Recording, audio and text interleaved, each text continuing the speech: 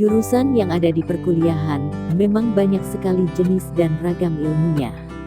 Beberapa di antaranya memang merupakan jurusan favorit sehingga peminatnya banyak sekali setiap tahunnya. Untuk jurusan yang favorit memang peluang dan prospek kedepannya memang banyak, tetapi kamu harus bersaing dengan banyak mahasiswa lainnya dari berbagai kampus yang memiliki jurusan yang sama. Tetapi jangan salah, ada beberapa jurusan yang sepi peminat namun memiliki peluang kerja yang besar. Mungkin karena kurangnya sosialisasi terhadap jurusan tersebut, membuatnya kurang diketahui oleh calon mahasiswa yang akan masuk, sehingga menjadikan peminat yang mendaftar menjadi sedikit. Nah, langsung saja kita membahas 5 jurusan yang sepi peminat tapi peluang kerja besar berikut. 5. Kriminologi. Kuliah di prodi kriminologi akan sangat seru dan menantang, dan pastinya akan membuka mata kamu akan berbagai rahasia atau misteri di balik berbagai kejadian tindak kriminal yang terjadi di sekitar kita. Kriminologi merupakan gabungan dari ilmu hukum, sosiologi, psikologi, politik, juga jurnalistik. Di program studi ini, kamu akan melakukan penelitian sosial untuk menganalisis faktor-faktor penyebab terjadinya kejahatan, kenakalan, penyimpangan, dan pelanggaran hukum. Di sini kamu akan belajar untuk melihat suatu tindak kriminal dari kacamata si pelaku dan juga korban, terutama dari aspek psikologisnya. Bagaimana lingkungan sekitar dan interaksi dengan keluarga hingga masyarakat memengaruhi tindak kriminal. Dari aspek hukum, kamu dapat menelaah berbagai pelanggaran hukum dan pasal-pasal yang dilanggar, hingga dapat menuliskan narasi berita kriminal yang berimbang.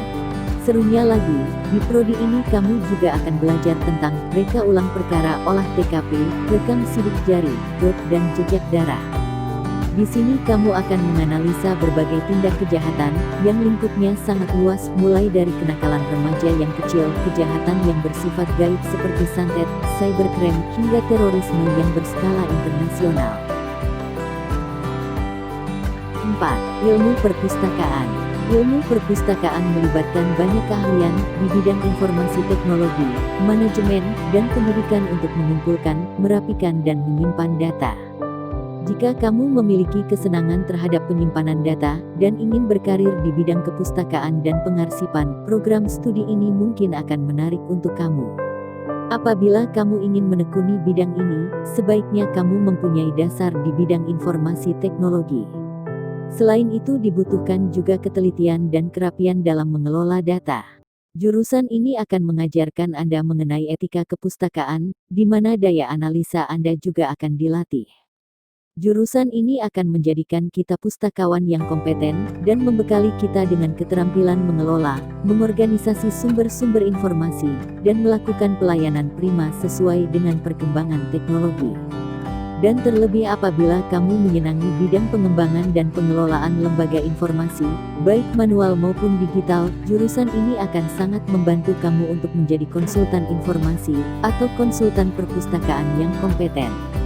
Selain itu, jurusan ini akan melatih kamu mengenai ilmu keperpustakaan, dan mendorong kamu untuk mengaplikasikan kepemimpinan dan manajemen pada lembaga informasi modern. 3. Arkeologi.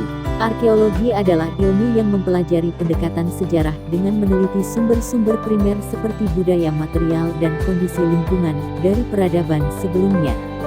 Arkeologi bisa berdiri sebagai jurusan sendiri, yaitu sempalan dari jurusan sejarah, bisa juga menjadi salah satu konsentrasi dari antropologi.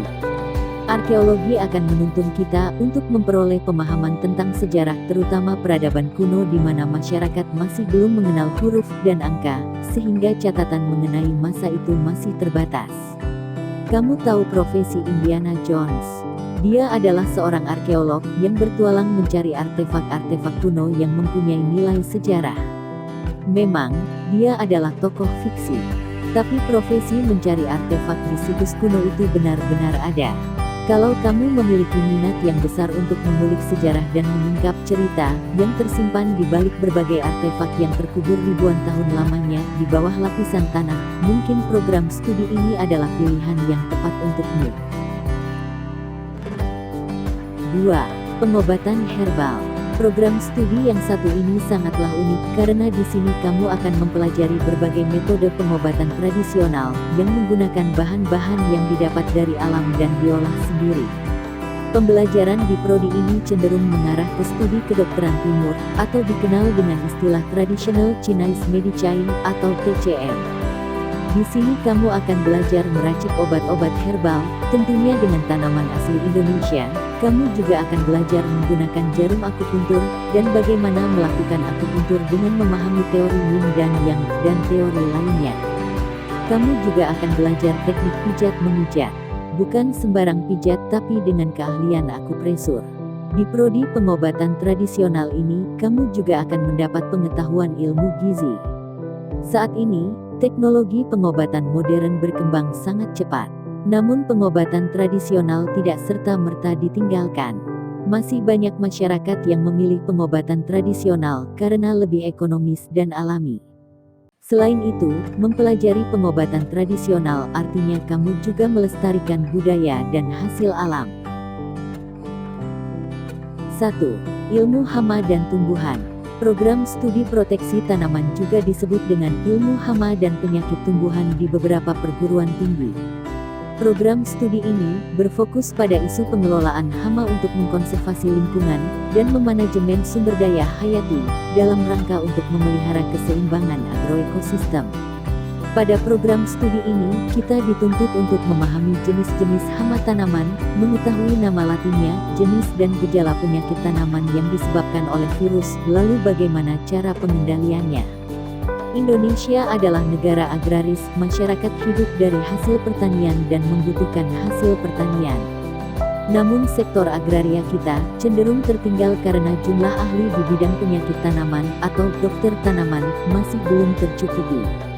Akibatnya tanaman diserang penyakit dan hama, menyebabkan gagal panen dan kerugian. Penggunaan pestisida kini juga semakin diperhitungkan kembali efektivitasnya, mengingat dampak yang diakibatkan tidak baik apabila dikonsumsi. Masalah hama dan penyakit tanaman ini membutuhkan perhatian lebih untuk dikaji lebih lanjut. Jadi, kalau kamu berminat untuk mengkaji tentang hama dan penyakit tanaman, dan metode penyelesaian masalahnya, ini program studi yang sangat tepat.